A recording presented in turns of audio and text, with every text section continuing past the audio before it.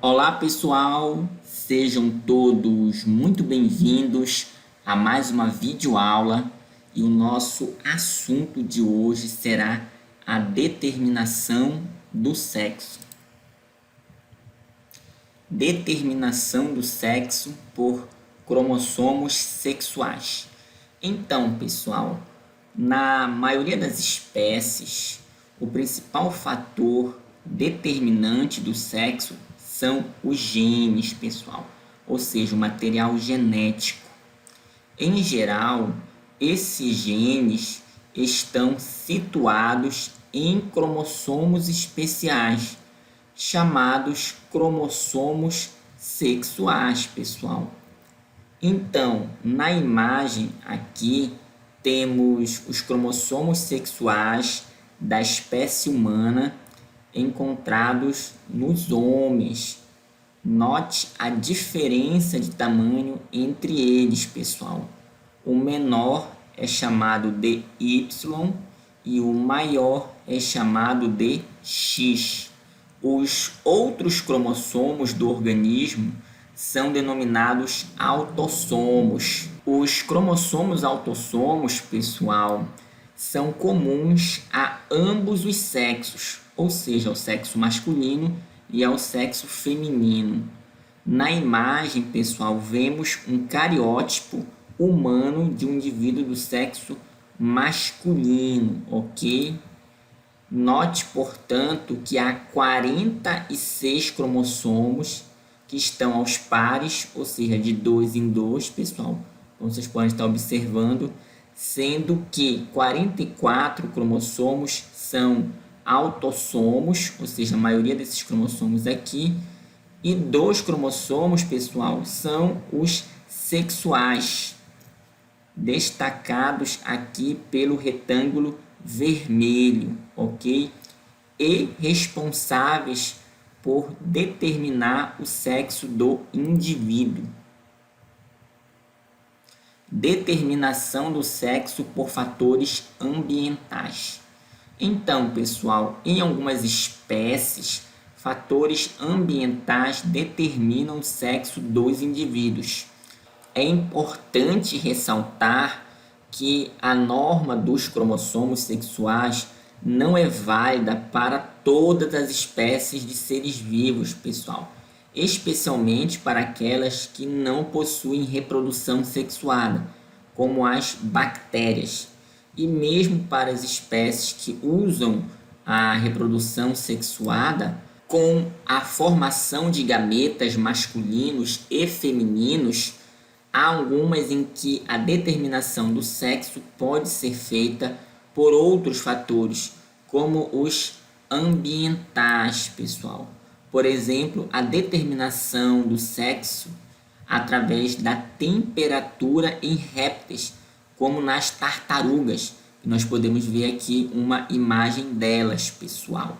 Então, nesses animais, a determinação do sexo dos filhotes depende da temperatura de incubação.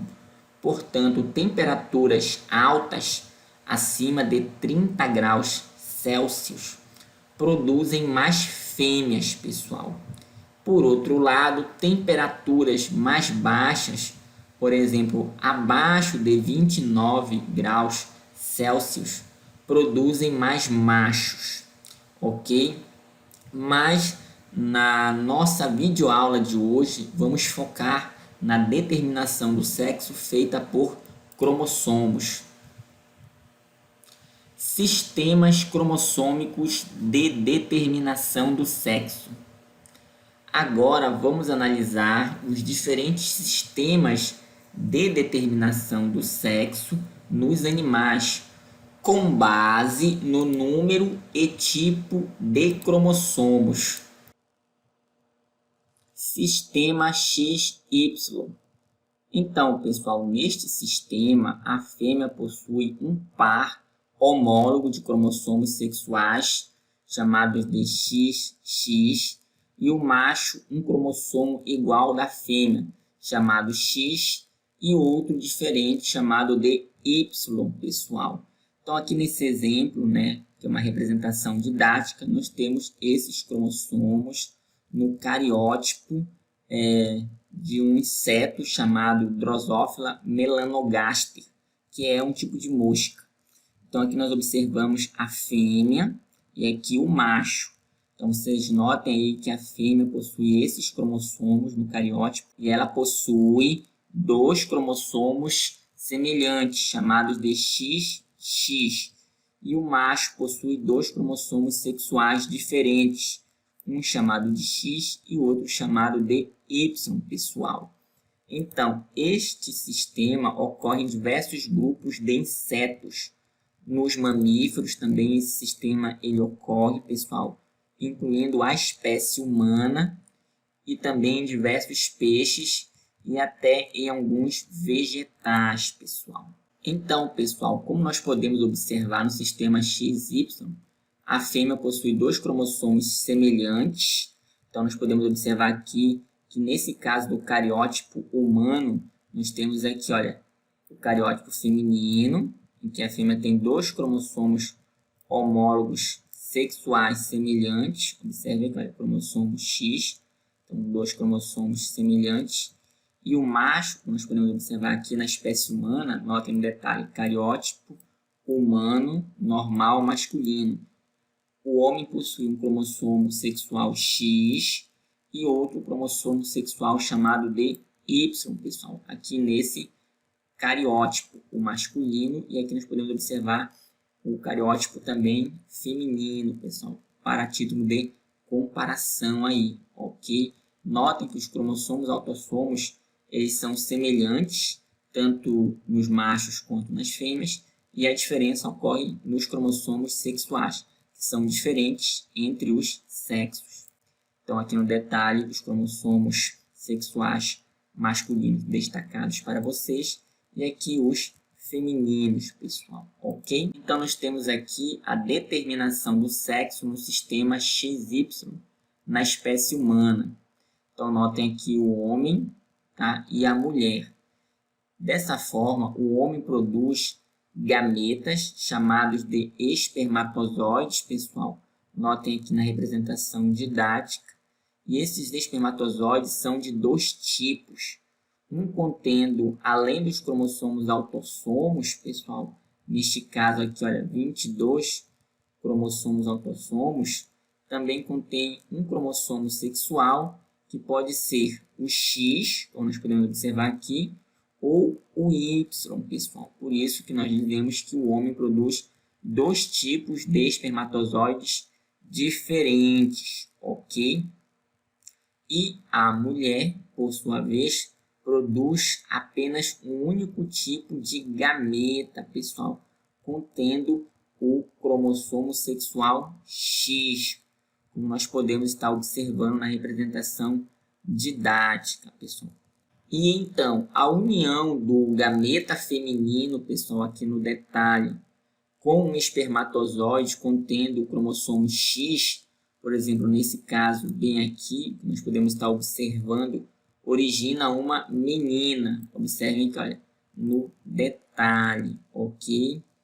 Ou se o gameta feminino for fecundado por um espermatozoide contendo o cromossomo sexual Y, ocorre a formação de um menino, como nós podemos estar observando aqui no detalhe. Lembrando que cada gameta tem apenas 23 cromossomos no total. E a união dos gametas forma o zigoto, pessoal, com 46 cromossomos, o qual vai se desenvolver e originar um novo indivíduo, ok? Além disso, no sistema, de determinação do sexo, chamado de XY, nós temos o seguinte, que os indivíduos que produzem 2 tipos de gametas, eles são chamados de sexo heterogamético, aqui no detalhe. Na espécie humana seria o homem. E um indivíduo que produz apenas um único tipo de gameta, como é o caso da mulher, ela é chamada de sexo homogamético, pessoal. Então tem aí essas observações. Sistema X0. Então, pessoal, neste sistema, os machos têm apenas um cromossomo X e as fêmeas 2 cromossomos X, X. Assim, o macho é X0 e a fêmea é XX. Neste sistema, pessoal, novamente, o macho produz dois tipos de gametas, portanto, ele é o sexo heterogamético, como nós podemos estar observando aqui. Então, entre esses dois tipos de gametas, nós temos um contendo o cromossomo sexual X, como nós podemos observar aqui no detalhe, ok? Além dos autossomos, representado aqui por esse número 11, pessoal. E o outro gameta, pessoal, sem cromossomo sexual, apenas com os cromossomos autossomos aqui no detalhe. Então, esse indivíduo seria um indivíduo do sexo masculino, pessoal. A fêmea, por sua vez, aqui no detalhe, só produz um tipo de gameta, como nós podemos estar aqui observando, contendo o cromossomo X e os cromossomos autossomos, como vocês podem estar aqui observando. Se ocorrer a fecundação do gameta feminino com o gameta masculino, que tinha o cromossomo sexual X, como nós podemos estar aqui observando no detalhe, pessoal, nascerá uma fêmea. Então, observem que, no detalhe, indivíduo do sexo feminino, pessoal. Ok? Então, isso aí é bem interessante de estar sendo observado. Por outro lado, se o gameta feminino for fecundado aí por um gameta masculino sem cromossomo sexual X, como seria aqui esse outro caso, nascerá um indivíduo do sexo masculino, que vai ter os cromossomos autossomos, ok? Mas vai ter apenas um único cromossomo sexual X. Então, aí nascerá um macho, pessoal. Por isso, nós temos que esse sistema ele tem o nome de X0, para indicar a ausência de um cromossomo sexual nos machos, ok? E esse sistema ele é comum em insetos como gafanhotos. Sistema ZW. Então, pessoal, neste sistema, os machos têm dois cromossomos Z e as fêmeas têm um cromossomo Z e um cromossomo W. Assim, o macho ele é ZZ e a fêmea é ZW. Nesse caso aqui, a fêmea ela produz dois tipos de gametas, um contendo o cromossomo sexual Z e o outro contendo o cromossomo sexual W, além naturalmente dos autossomos. Então, neste caso aqui, a fêmea representa o sexo heterogamético.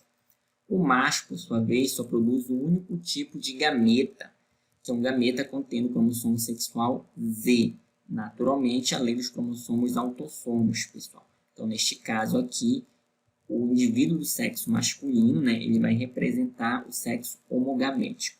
Então, da união do gameta feminino, contendo um cromossomo Z, com a união do gameta masculino, contendo outro cromossomo Z, com relação aos cromossomos sexuais, vai nascer um indivíduo do sexo masculino. Observe aqui no detalhe, ok? Vai ter dois cromossomos Z, então ele vai ser um macho, ok? Como nós podemos estar aqui observando. Por outro lado, se o gameta feminino tiver um cromossomo sexual W e for fecundado por um gameta masculino, então o indivíduo ele vai ter dois cromossomos diferentes, vai ser ZW. Nesse caso, esse indivíduo ele vai ser do sexo feminino, como nós podemos observar aqui no detalhe. Então, esse tipo de sistema chamado de ZW, ele ocorre nas aves, pessoal. Sistema haploide-diploide. Então, pessoal, neste sistema, os machos são haploides, ou seja, N, e as fêmeas são diploides, ou seja, 2N. Dessa forma, os machos eles têm metade do número de cromossomos típicos da espécie, pois surgem de óvulos não fecundados, que se desenvolvem por partenogênese. A gente observa aqui, olha, no detalhe, pessoal.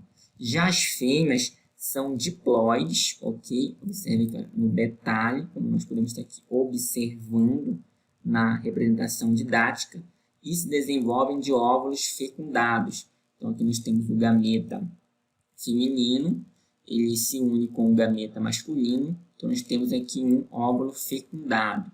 Então, observe que o macho ele tem um número de cromossomos 16 e a fêmea tem um número de cromossomos 32, ou seja, ele tem metade do número de cromossomos da fêmea. Então, por isso que ele é haploide, ele tem apenas N. E a fêmea é diploide, pessoal. Ela tem 2 N, ou seja, ela tem o dobro do número de cromossomos do macho. E esse sistema, pessoal, ocorre em insetos como as abelhas, aqui na imagem, como vocês estão observando, e também nas formigas, por exemplo, ok? No caso das abelhas, as fêmeas elas podem ser férteis, como é o caso da rainha, pessoal, olha, aqui no detalhe, né, que é uma fêmea fértil. Isso porque ela recebe uma alimentação especial na fase larval, ok? Que é chamada de geleia real. Já as fêmeas, elas também podem ser estéreis, como é o caso das operárias, que por sua vez não recebem essa alimentação especial. E os machos, entre as abelhas, são chamados de zangões, pessoal, ok? Então, essa foi a nossa videoaula de hoje e muito obrigado pela atenção.